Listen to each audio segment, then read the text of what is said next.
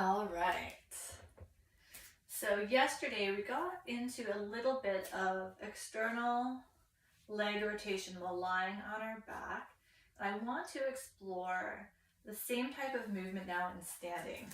And so it's going to maybe feel a little bit different. It might be a little bit more challenging because now we have a lot more load. We have all of the weight from our upper body moving down through our pelvis and our legs, as opposed to when we were on our back and there was nothing other than the force of gravity on our leg. So let's come into a comfortable mountain pose, standing with the feet hip distance apart.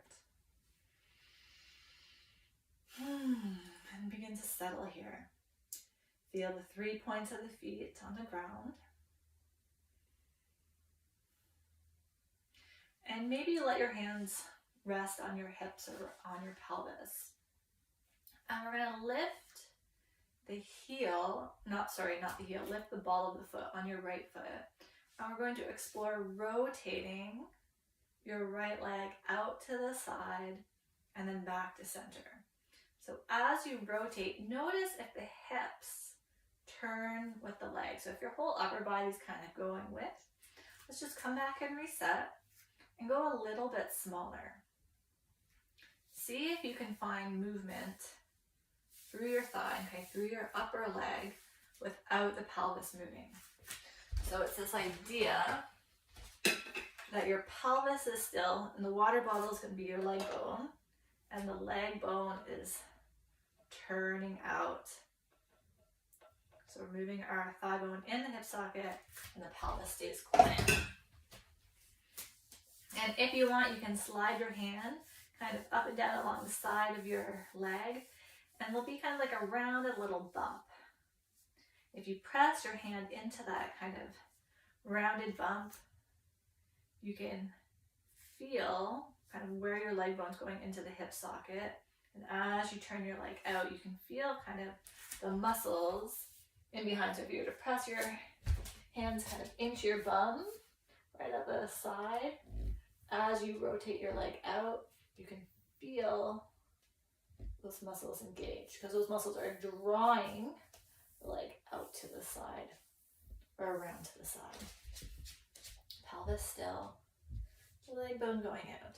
If you're feeling strain through your knee or through your foot, this means you're doing a little bit too much. You're trying to, your body's trying to find the movement down here, and it should be more up here. So just go a little bit smaller. Be super gentle with yourself.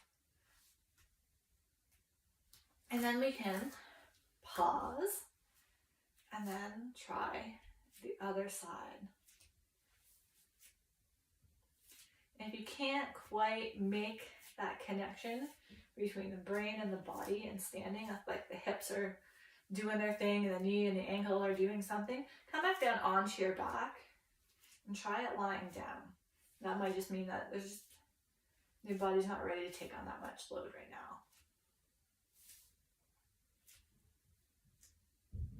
And if you're curious about it, you want to figure it out specifically for your body, what's the best way to do it, we can jump on a call and figure that out for you. Okay, so now let's step the feet a little bit wider than shoulder distance apart. You can let your hands hang, or you can have your hands on your hip. And we want to find a side-to-side movement of the pelvis. So thinking of pelvis this time moving on leg bones. So before we had legs moving, pelvis still.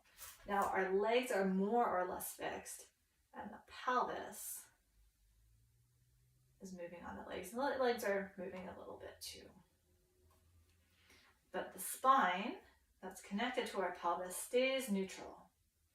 So what shouldn't be happening is our body twisting or laterally shifting or side bending. So if it feels like you're kind of moving, if you're side bending your torso in order to move your hips, come back to center. Maybe try it in front of a mirror, or grab like a broomstick and you can hold it so it's lined up from pubic bone all the way up to your nose. And as the hips go to the side, everything stays lined up. So maybe it's a small movement.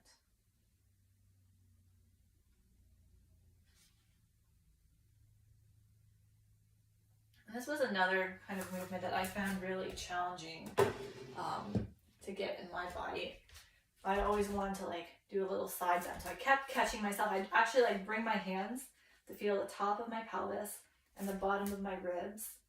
And then I would just go really slow to arrange, like before I would do that little side bend and then back to center.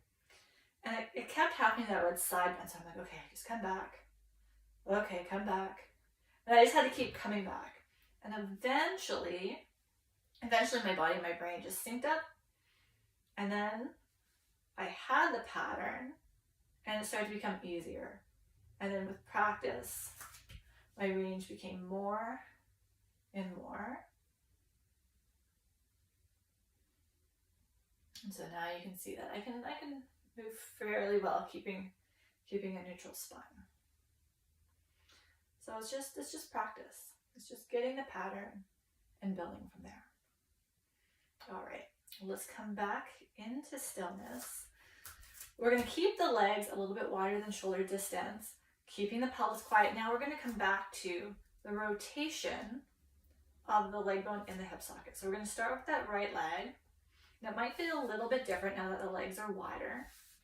But again, don't force it. It doesn't have to be a big movement. Like if all you're doing is moving like a millimeter, that's perfect. Okay? So we're going to see how far you can rotate the leg out without the pelvis moving. Use your hands on your leg if you need to. Having those hands there to help guide the movement can help establish that movement pattern. So once you kind of see where the leg will go, let the foot come down and we're going to hold the leg in that rotation. You're supported by your foot.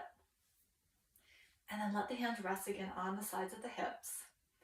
And we're going to take the hips to the left, keeping that neutral spine. So now we've combined both movements, the rotation of the leg and moving the hips to the side. But instead of coming back to the right, we're just going to take the hips to the side and hold.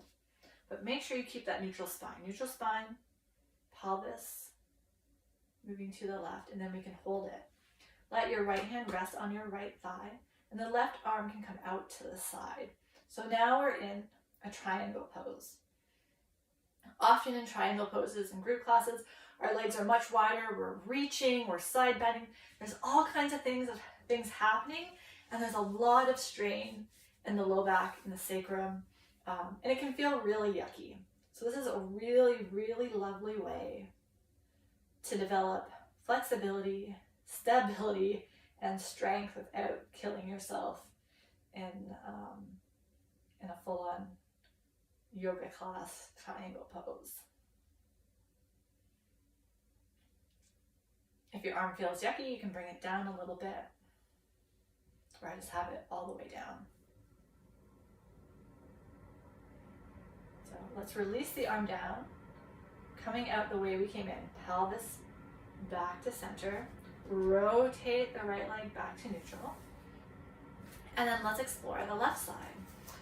Keeping the pelvis quiet, let's find the rotation of your left leg, no matter how small it might be. Really honor what your capacity is. Make sure you're breathing.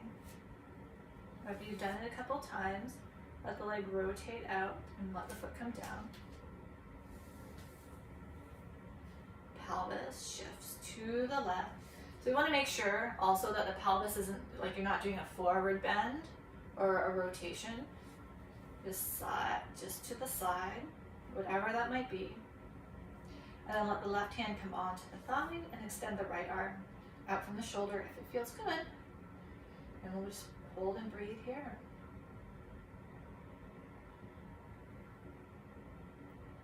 Notice how stable and strong your legs and your feet are.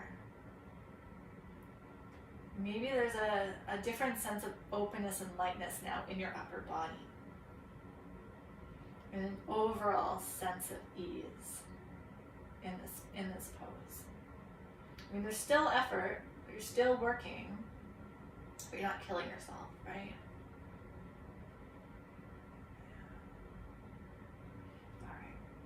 Let the arm come down. Pelvis shifts back to neutral. Leg rotates back to neutral. And we can step our feet back together into mountain pose. And then feel yourself in standing. Maybe your body is expressing itself in a different way. Just see what you notice. If you want to go back to the rocking video and explore some of the bottom rocking and forearm rocking, have fun exploring that. And if not, whatever happens in the rest of your day, I hope it's wonderful and I look forward to joining you tomorrow. See you next time.